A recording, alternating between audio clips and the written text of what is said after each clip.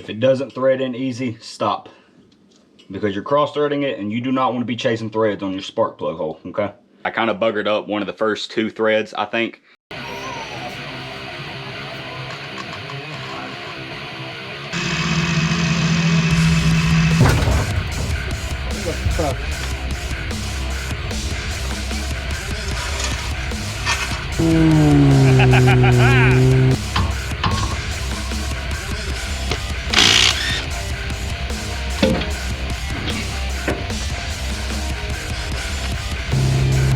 Ribbon blackout.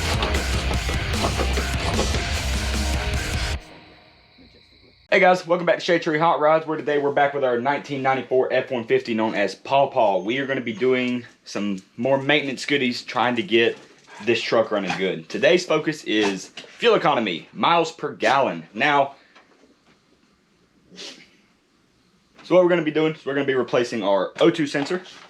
Alright, the O2 sensor reads the air to fuel ratio and it adjusts the engine's running based on so. We have our spark plug wires. This is going to come off of our distributor into our spark plug. This is what transfers the electricity to make the spark plug spark and ignite the fuel. Along with that, we're going to be putting our dielectric grease and some anti-seize on our spark plugs and spark plug white boot connections in order to make everything run like a top. Let's go. Alright, so how does this all run together? Well, it's pretty simple. So you're going to do it one at a time so you don't get your firing order out of whack. Your firing order is determined by which place on the distributor cap, which is right here for this Ford 302. There's a gear in there that, you know, it spins around, and when it makes contact with the points, which is these, you know, where the spark plug wire is connected, it sends an electrical shock through it, which will travel down. So like this one right here, we're gonna start with this boot right here, right? So we'll follow it back. This one, it's gonna be on the outside, run it back, goes underneath. This is it right here. You want to do it one at a time, right? Now, we got these little do-bobbers here. Take a knife or a flathead, pop it under this tab, flick it up, should open up. If you flick it up enough. So just flick it up, opens up, you can pull out the one you need, just like that. Take it off of this end. She's a little warm, so just, you know, probably don't have the truck hot when you do this. Dealer's choice, really. Give it a little pull, it should pop off. Alright, so we'll start at this end then. Come up here, pop. Should come off just like that. It should be an easy pop. It's gonna have some force on there because you don't want this coming off, but that's okay. Sometimes a little wiggle is what you need, right? So pull this back. You gotta open up that one too. Pop it out of the guide.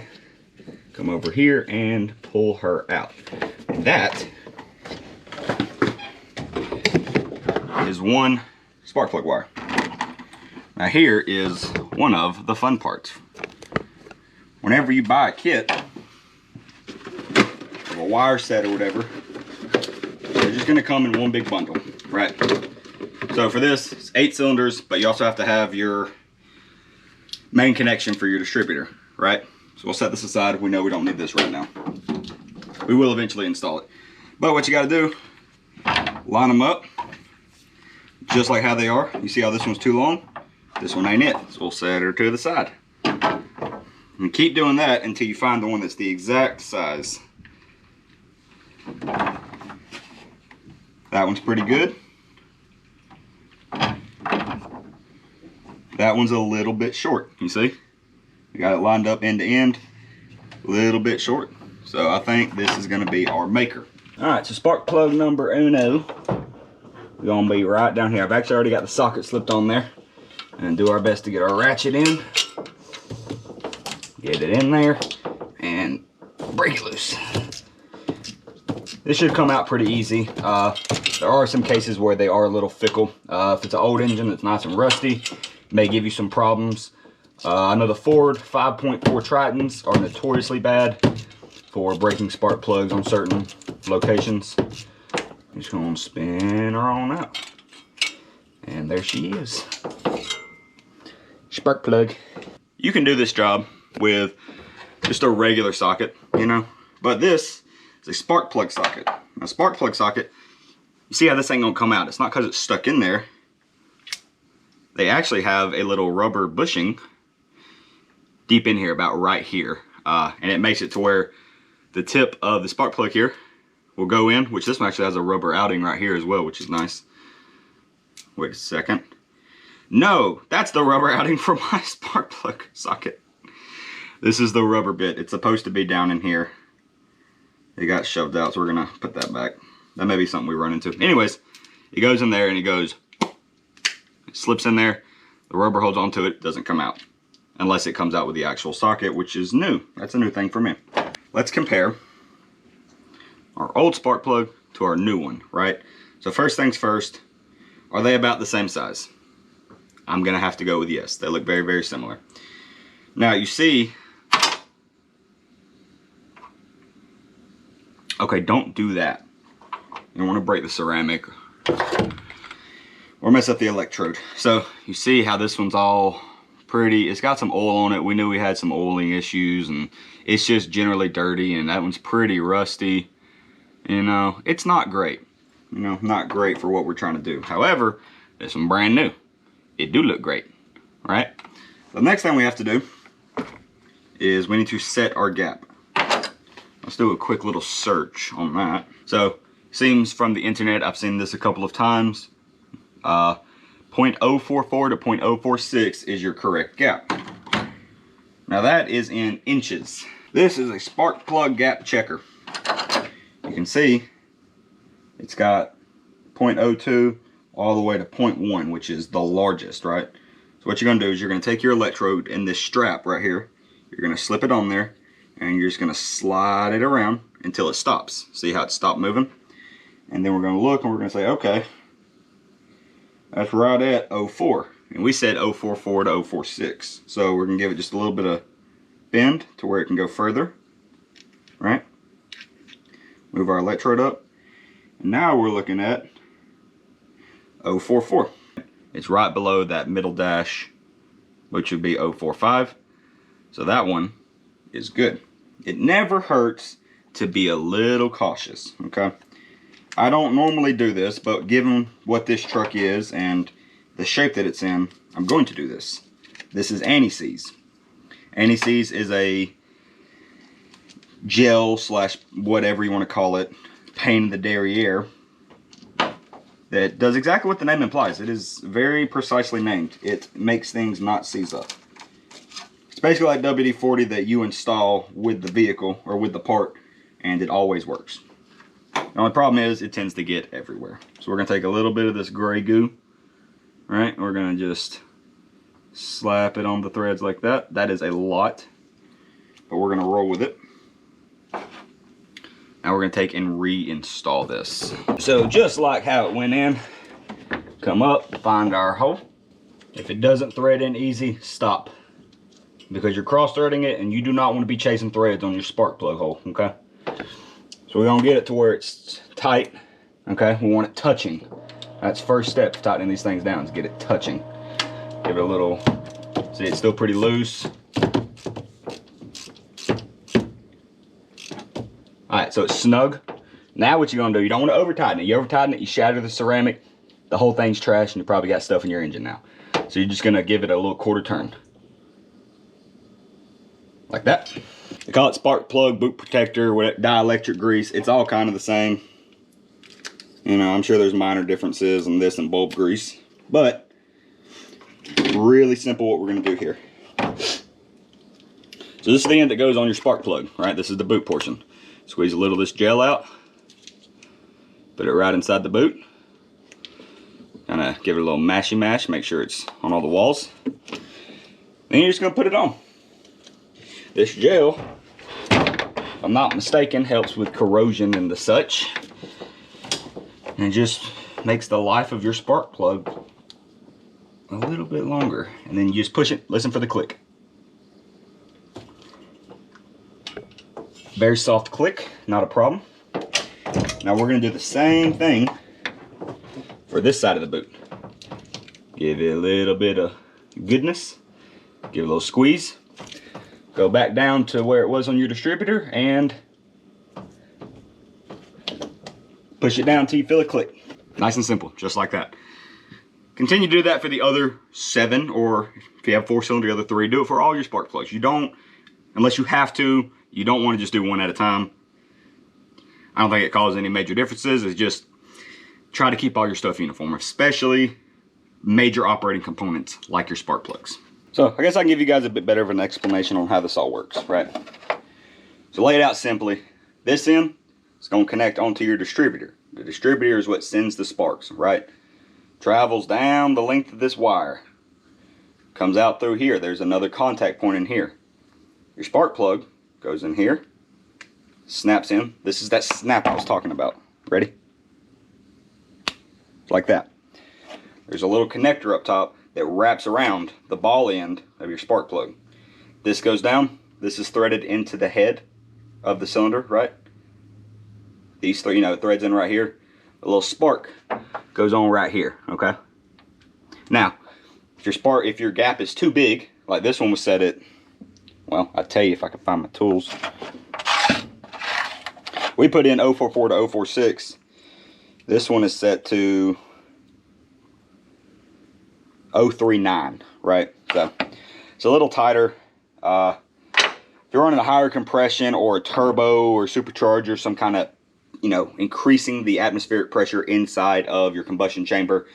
No, increasing the pressure, the air pressure and such in your combustion chamber. You're going to want to run a tighter clearance, or you're going to have a more powerful spark.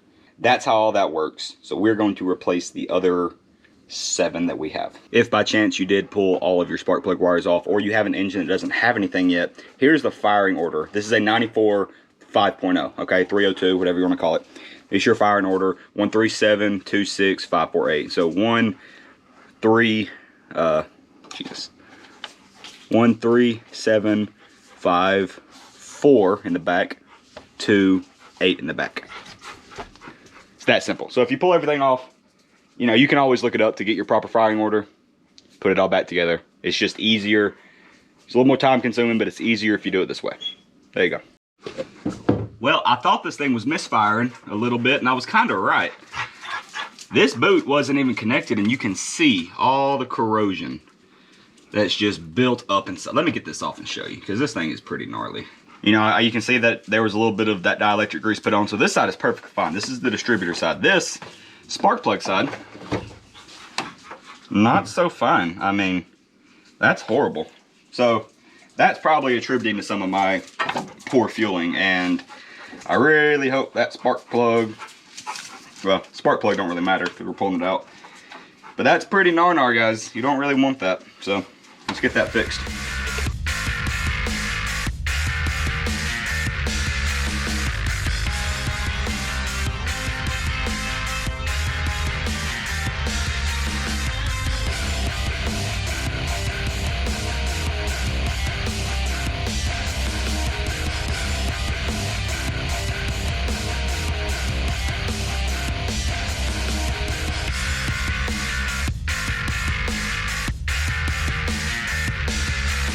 Alright, so remember that whole thing I was talking about, like try not to cross thread it when you're putting it in, because you don't want to have to chase threads in your block. Well, this was supposed to go in number 8, which is the far back driver's side, and I did mess up the threads on this plug.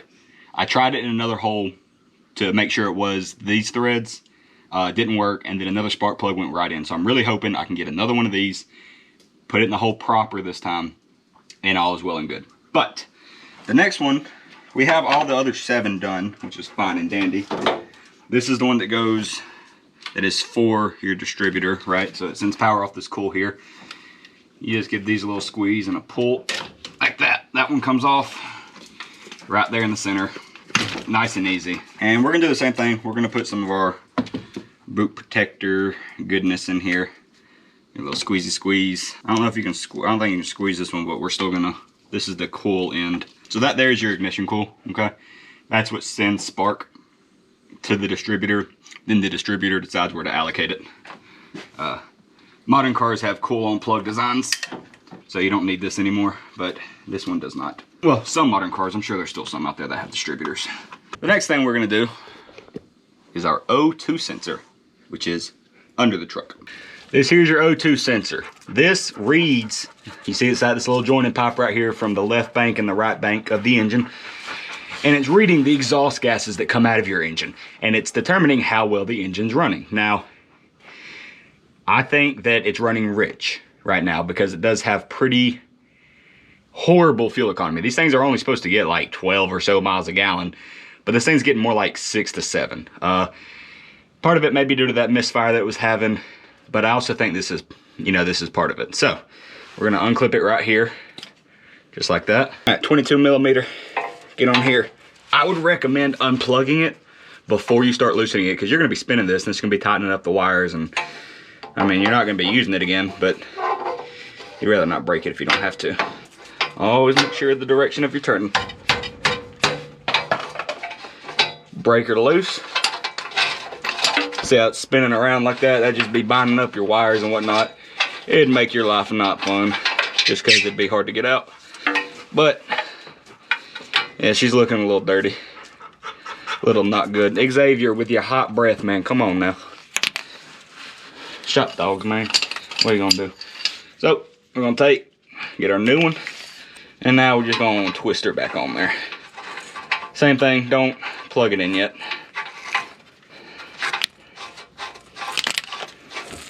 Now this cable is just a wee bit longer, but it won't be that big of a deal. Slippy slip in there. Let's make sure we're good and tight. That old German measurement. Alright, that's pretty good. And that is our O2 sensor. And we're just gonna kinda pull this wire through here. And it'll let it be. You could zip tie it. I'm not horribly concerned about it. But now, let's go get our other spark plug and see if we can salvage our cylinder number 8 spark plug hole. You know what's worse than having to pull this out? In any situation, let alone the spark plug hole, is finding out that it's the wrong size, it's the wrong kind. These are metric. I don't need metric. I need standard. I found one, a random one in that drawer that this tap is probably 20 years old that just has never been used. Try to not do that, okay? Just try to get it in without messing up the threads the first time. But I chased the threads. I didn't have any cutting oil. I used a little bit of penetrating oil. It works just fine for what we're trying to do. But it's in there. Now, I got to throw the boot on it. It's a big win. I've done this once before in my life, but I couldn't do it, so I was an apprentice. My boss, my master mechanic boss, had to do it for me. This is a huge win for me. This is a personal victory, let alone an automotive one. So let's throw the spark plug back on there, make sure all our connections are good, and then we're gonna try to start him up.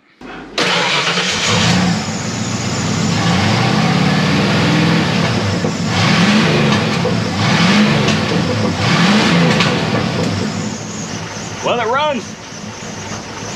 Must not have done too. It's gonna die here in a second. It's got some kind of vacuum leak.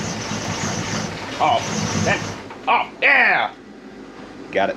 Realistically, I was only running on 7 cylinders based on number 6's spark plug wire boot being horrible, and it wasn't even connected. Number 8, I've already said it, but all I really did was chase the threads. I kind of buggered up one of the first 2 threads, I think, because must be a heavier metal, like cast iron heads, probably, and then the plugs definitely were not cast iron threaded. So the threads on the plug is what broke, and it kind of buggered up a little bit, but I was able to chase it with a 1/4 by 18 tap is what I ended up using, and I only ran it down about halfway. Tested it with the old spark plug, make sure it worked, so I didn't mess up a new plug again, and I ran my new plug in, tightened it down, everything's good to go. So it was getting, I don't know, 7-8 miles a gallon. Not great. I now have to drive 2 again, so we're just gonna go ahead and see, we're gonna get it filled up, we're gonna see how she does, how much fuel it actually takes on. How much fuel it actually burns, I should say. So let's do that. Okay, so I've already recorded this, but we had a small problem. So when I was reinstalling the number 8 spark plug after I had to chase the threads, I had actually dropped it and I was rushing, so I did not check, and I actually had, it landed on the strap. You got the electrode in the strap, and it closed the gap to nothing. They were touching, and so this thing had a wicked misfire. And I drove it for like an hour because I had to go pick up my kid, and I had a wicked misfire or whatever. Ended up pulling it out when I got home after the engine cooled down, all that stuff. But let's try this again. So we are at roughly 3/4 tank, right? And we're going to take and reset our mileage here. Now, what the game plan is we're going to drive it. I'm gonna drive it to work tomorrow. To and from, it ends up being about 50 total minutes of driving, give or take traffic. I'm going to see how far down it drops, because I know that it's a 16 or 18 gallon tank. We're gonna do some math. We're gonna figure out what our current fuel economy is. So I will see you guys tomorrow. All right, guys, so we're done with the errands for today. And if you'll look, we used right about 1/4 tank, and we went, oh, where's the button? What does that say? 47 miles on the nose. Now, I'm pretty sure this is a 16 gallon tank. So let's do some quick maths here. So we know it's about 4 gallons. So we're doing 47, about 4, 11.75. So we definitely increased our fuel economy with that one. So that's pretty good. So if you'll notice, I said that we're getting about right at 12 miles a gallon. We should be getting about 15 combined. It's actually more like 18 on the highway, which is what I was traveling for the majority of the after work fuel economy test, right? I also found out that the throttle body intake tube, the upper one, because this one has two, just has a massive hole in it right where it connects. And so I'm definitely sucking in a lot of air, which could attribute to it running poorly. And I think that's probably just making the fuel economy worse. So we're gonna fix that. I'm gonna make a short about it whenever the part comes in. I've already got it on order. But until then, our work has been done. That is how you change your spark plugs and wires and have some mess ups along the way, because that's who we are as people. So I will see you next time. But until then, we've been Shade Tree Hot Rods, and we'll see you later.